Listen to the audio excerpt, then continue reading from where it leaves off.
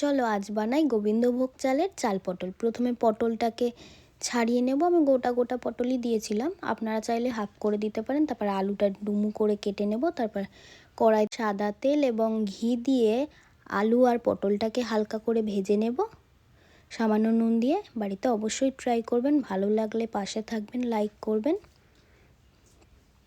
আলু পটল ভাজা হয়ে গেলে অন্যদিকে কড়াই সাদা তেল দিয়ে গোটা গরম মশলা, এলাচ, কাঁচা লঙ্কা, শুকনো লঙ্কা, কিশমিশ, তেজপাতা দিয়ে হালকা ভেজে নিয়ে চালটা দিয়ে দেবো। চালটা এবার হালকা করে ভেজে নেব লাল লাল ভাজা অবধি।